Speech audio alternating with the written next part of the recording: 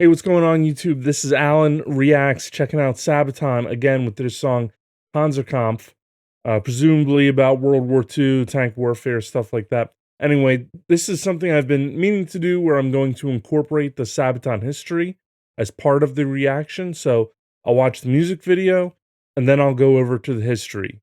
I've gotten feedback from all of you on which way to do this, so I'm going to try it this way now, and next time I'll try doing the history one first and then the music video and see which one I prefer doing. Now this one, there's an official lyric video, there's not an official music video. I'm doing another one of these fan videos, and let's check it out. I'll put links in the description, and here we go.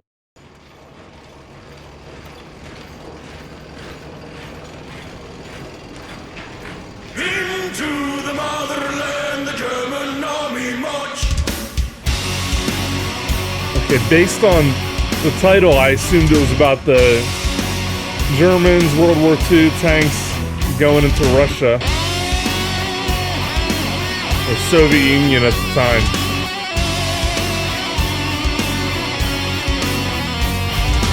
In the Soviet Union, summer 1943, tanks line up in thousands, as far as I can see. Okay, so this is going to be about the Battle of Kursk, I assume, which was the largest tank battle in history. I believe this is kind of the turning point on the Eastern Front, right? But I like how this song is starting off. I like how they had that guitar lead. It sounds like that's going to be part of the chorus that we'll hear again. Maybe, a little intro taste of that. And otherwise has all these classic Sabaton elements. Great heavy metal style, pounding, bass, drums. Joaquin with his signature vocal delivery. Guy has a great voice, very unique too. Anyway, let's keep going here. Ready for the onslaught, ready for the fight, waiting for the access to march into the trap. Minds are placed in darkness, in the cover of the night, waiting to be triggered when the time is right. Imminent invasion, imminent attack. Once the battle started, there's no turning back. The end of the Third Reich draws near. Its time has come to an end. The end of an era is here. It's time to attack. Into the motherland, the German army marched. Hundreds side by side to stop the Nazi charge. Panzers on Russian soil, thunder in the east. 1 million men at war, the Soviet wrath unleashed. Fields of Prokhorovka, where the heat of battle burned, suffered heavy losses when the tide of war was turned. Driving back the Germans, fighting on both fronts, pumped them out of Russia, out of Soviet land, reinforced the front line, forced the Axis to... One of the things you hear all the time from reactors, I'm guilty of it too, is you say, wow, this is like a history lesson set to music. And it's because it's very true. I mean, this is, it's like a summarized version of, World War II Eastern Front. It's crazy to see, or crazy to hear, I should say. But yeah, cool video. I like how there's all this footage and everything. I like a lot of these fan-made videos. I've done reactions to other ones as well. retreat, sending all the reserves, securing their defeat. Soldiers of the Union broke the citadel, ruined Soviet army, Axis rest in hell. The end of the Third Reich draws near. Its time has come to an end. The end of an era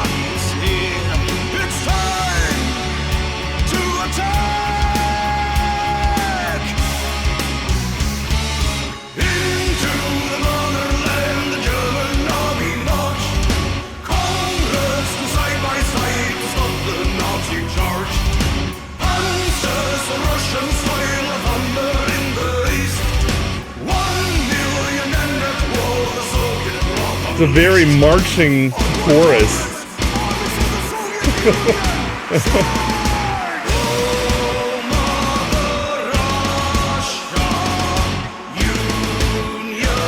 So I'll say again, you know, another classic trope you hear with these Sabaton reactions is that Sabaton can make you feel patriotic, you know, for a country you're not even citizen of or anything. And yeah, they definitely have that very, you know, jingoistic, you could almost say very militaristic, patriotic. They're capturing what it felt like at that time. And I feel like this song really gives you a window into what it must have felt like.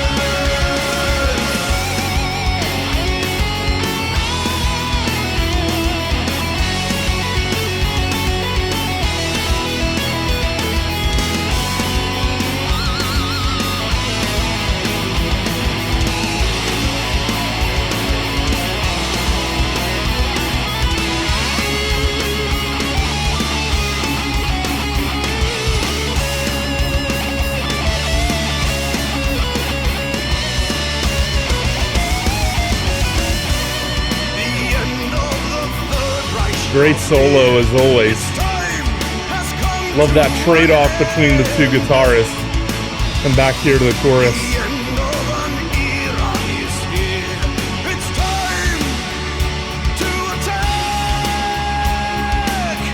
Oh, this is the verse. Now we're coming into the chorus, that's right.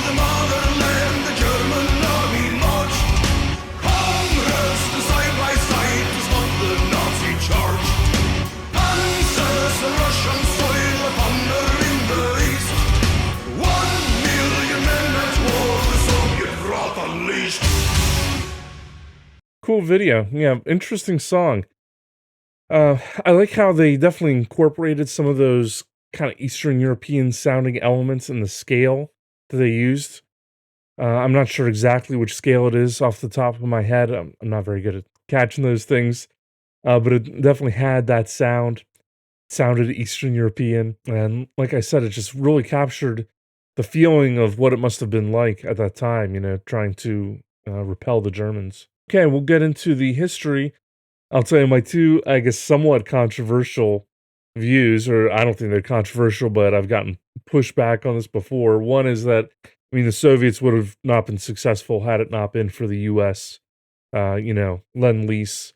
As the Brits as well, the Brits gave them some tanks and vehicles, things like that. Soviet victory, but wasn't without assistance. Not that that takes away or anything. Obviously, they had millions of people lose their lives. And then the second one is it just, you know, it shows kind of the downside of communism, that they had to appeal to nationalism, which is the ideology that they're, you know, supposedly fighting against in order to get people to sympathize for their homeland. They didn't say, you know, workers unite. They appealed to people on a nationalistic sense, that they were the Russian people, ethnic Russians, things like that. Before you blast me for that, I know that the Soviet Union was, you know, a multi-ethnic country and they had people from all sorts of backgrounds fighting. I understand that.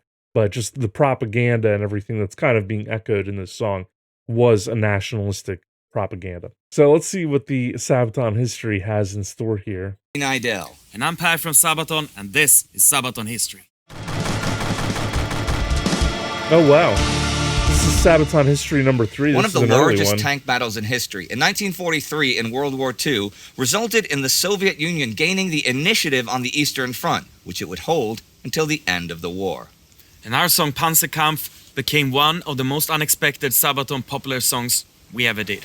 Wow. Into the motherland, the German army marched. Hey, I'll just say, this is something people had mentioned to me about when I was deciding should I do the history first or after the song, is that, you know, the history video includes music, so it kind of would spoil that, potentially.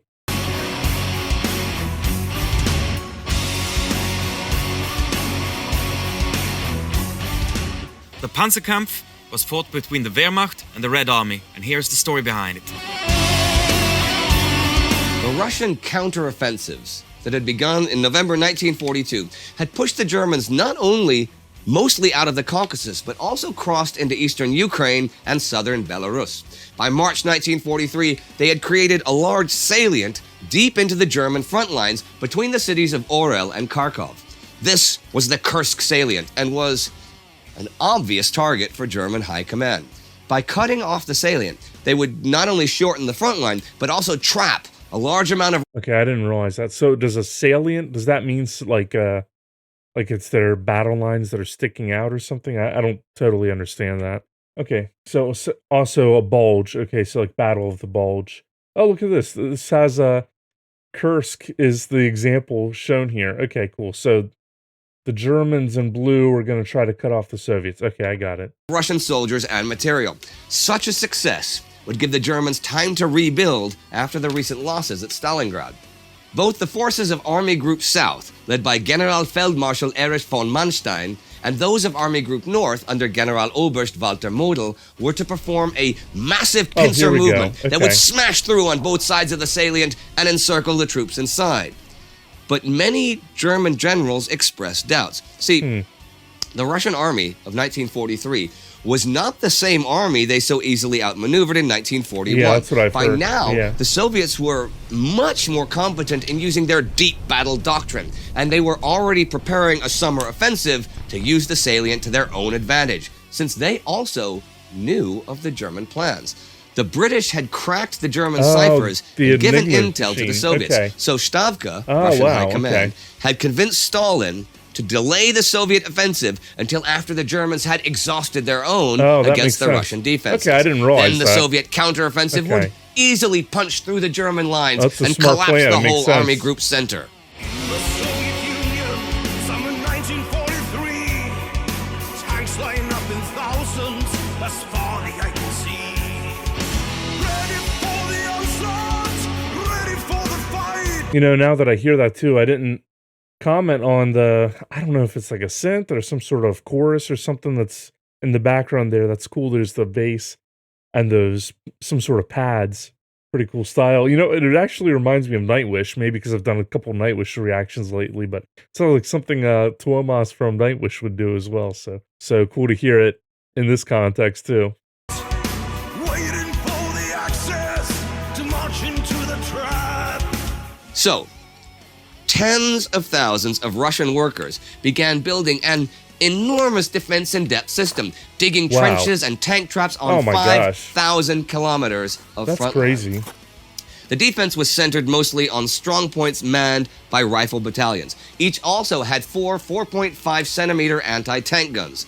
Russian pioneers lay up to... Okay, so that Russian 45 millimeter gun, I know that was used early in the war on their light tanks, T-26 and BT series tanks and everything, and it was already outclassed, you know, in 1940 or whenever they first came up against the Germans with it. So that must not have been very effective, especially by this point, if they had the more heavily armored Panzer IVs and of course the Panthers and Tigers and everything. But I'm sure they'll cover or Andy will cover it here. 1 million mines all around the salient, both anti-personnel and anti-tank mines, mostly in front of their forward line.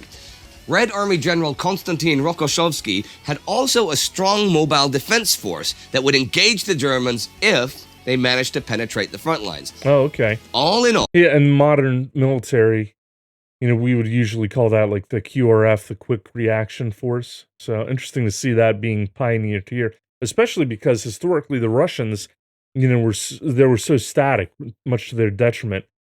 And the Germans initially had mobility on their side, so it seems like they had I guess learned from their mistakes. They had forces that, you know, were taking advantage of mobility. I didn't know that. Cool. Man, learning a lot from this so far. The Soviet forces enjoyed at least a 2-to-1 advantage in men, tanks, artillery, and aircraft. Well, that's huge. Von Manstein disregarded those numbers since he still believed in the inferior quality of the Soviet troops.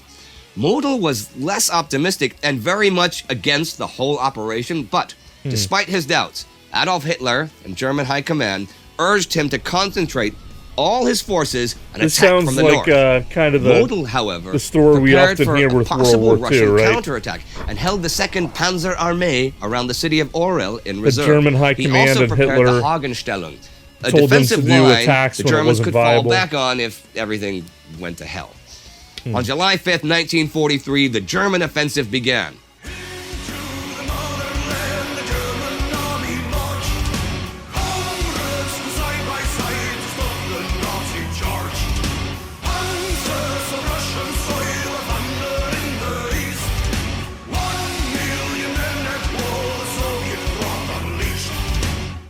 Okay, it actually began with a Soviet artillery barrage that rained down on the German front lines. See, the day before, captured German soldiers had revealed the exact hour the offensive would begin, so tactical surprise was lost. Still, well, that's huge.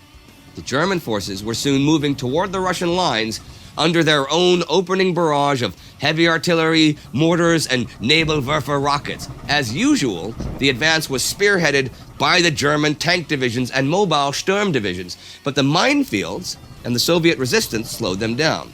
However, the Germans had sent new weapon systems into the battle. Ferdinand tank destroyers could outrange their Russian counterparts, and German pioneers led radio-controlled demolition tanks into the minefields to clear the path. I can't believe they had Well-positioned that. Tiger tanks could destroy 80 whole years groups ago. of Russian tanks that were sent out in premature counterattacks. In the air, the superior German FW-190As were able to suppress the Russian fighter and bomber attacks despite their disadvantage in numbers. So, as the days dragged on, the German advance took out several major strongpoints, and they even penetrated the first line of Rokossovsky's defenses. But the large defensive system slowly but steadily whittled away the German forces. Tanks were damaged by the mines, and the relentless Russian artillery caused heavy casualties among the German infantry. German tank losses weren't actually as high as Russian sources may suggest. Only around 10% of Model's tanks were lost, for example. The others took light damage, mostly to their tracks, which could usually be repaired in the field. Nonetheless, the Soviets achieved what they hoped for. They blunted the German spear. Yeah, they were just trying to slow it down. While the Russian tank armies were building... You know, it's obviously modern parallels. It's just interesting to see the devastation caused by artillery, as I'm sure you're aware, in the current, Russian invasion of Ukraine. Artillery is killing a ton of people on both sides. ...up for their own killing blow. On the 11th of August, Model finally called off the fruitless offensive. Only the elite SS Panzer divisions Totenkopf, Das Reich, and Leibstandarte in the south were still making progress as they reached the fields near a small village called Prokhorovka. The Stavka wanted to attack now, before Model could redeploy his panzers. The long-awaited counterattack, Operation Kutuzov, would set loose the Russian tank armies. Early in the morning of the 12th, Operation Kutuzov began. Reinforce the front line, force the Axis to retreat. Sending all the reserves, securing their defeat. Soldiers of the Union. Yeah, it really helps watching these histories, especially back to back with the song while it's still fresh in your head. In the south, those SS Panzer divisions were surprised by a wave of armor that was heading their way. Some 500 tanks that attacked the unprepared Germans. The backbone of the Russian tank force was the upgraded T-34-76 model, which made around 70% of the tanks. But most of the rest was made out of light tanks. Only a few heavy KV tanks were there. The Germans had far fewer tanks, not even 300, but those SS divisions were the first to receive the Tiger and Panther models that outclassed the T-34 in range and whose armor could not be penetrated by the lighter tanks. And yet, in larger groups, the T-34 was still extremely dangerous. The tanks clashed on the fields of Prokhorovka. The German tanks desperately fought off the Soviet tanks at point-blank range. German Panzer Grenadiers even resorted to ramming them with their half-tracks. Wow. Despite Oh my heavy God. losses, though, That's the insane. Soviets forced the Germans to retreat. Fields of Prokhorovka, where the heat of battle burned, suffered heavy losses, and the tide of war was turned. Driving back the Germans, fighting on full front, hunt them out of Russia,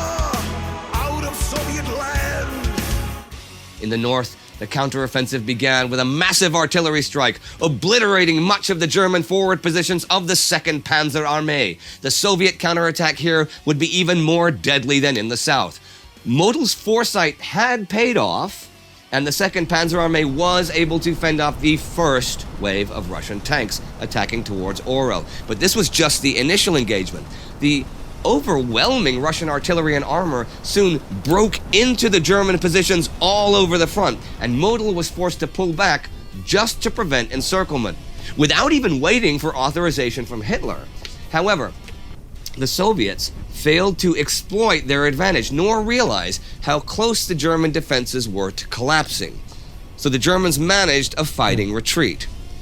As the Red Army captured the major prize of Orel on August 5th, the German army retreated into their Hagen position.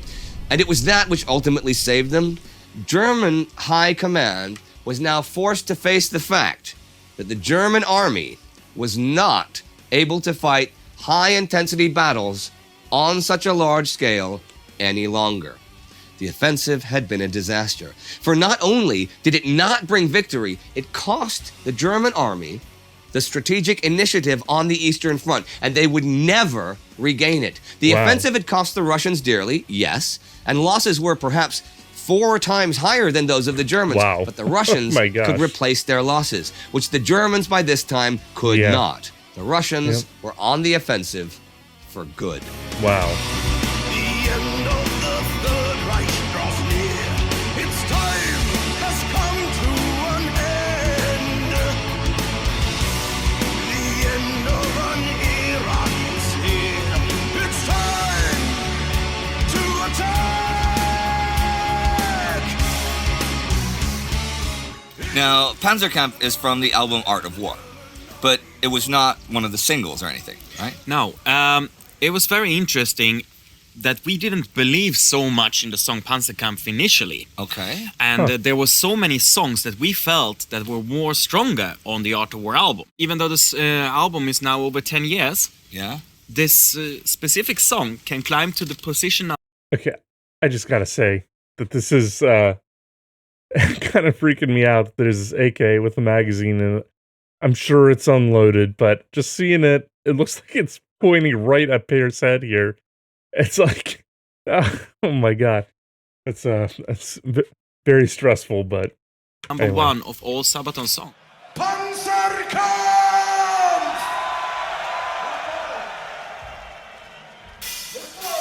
Wow. Oh man. So why do you suppose that is? What is it about Man, I it should that you think check out the resonates with live people? version. I think that the song represents a lot that is Sabaton. Right? It has a huge scale battle. Tanks, more tanks, and even more tanks, and most tanks. A lot of our fans, this is what they want to hear about. Also, it has the power, the sing-along things, very powerful chorus. Thinking even back before that, when you guys wrote the song, was it written to be a typical Sabaton song with tanks and stuff? Or was it were you specifically thinking about that battle? We were specifically thinking about that battle because all the... I've got a question for you guys. Do you know if Sabaton still has this song on their set list? I know that, you know, they try not to get involved in current events. They try to look at things that are historical. But I can just see with everything going on in the world, they might have some trepidation, you know, about playing this song. I don't feel one way or the other, to be honest. I think it's a good song. But I'm just curious if they still have this on their set list when they're playing live. If you know, drop me a comment. Songs on the Art of War represents one of the chapters in the scripts. Right. The Art of War. Oh, okay, that's cool. I didn't know that was how that album was arranged. The Sabaton album, The Art of War, is named after one of the world's classic pieces of literature. It is traditionally attributed to the ancient Chinese military leader Sun Tzu, though some of it likely dates from before his time. It's roughly 2,500 years old, and though it is ancient military strategy, it is in many ways timeless and has applications beyond the military, such as in business, law, and even sports. This is because its 13 chapters do not only deal with things like waging war or incendiary attacks, but also include the use of spies, identifying weak spots, and strategic planning. Basically, winning the fight without having to engage in battle, outsmarting your opponent. It is required reading for executives at many Japanese companies, is recommended reading for all U.S. military intelligence personnel, was widely studied by the KGB, and Bill Belichick, head coach of the NFL's New England Patriots, who just won their record 6th Super Bowl under him, has used the lessons of the art of war in his strategic preparations for football games. Oh, that's pretty Again, interesting. one of the most influential texts in history.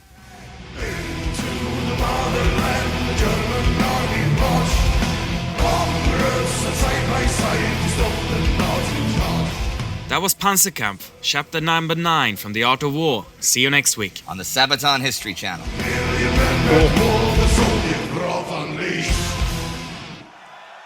Hey, thanks for watching this video. Very interesting. What do you think about this format? I'm hoping people stick around. I know this makes for a long video, so drop me a comment. Tell me what you like or what you don't like. Hey, I'm open to feedback or criticism. It's all good, but make sure you hit the like button, and I'll catch you on the next one.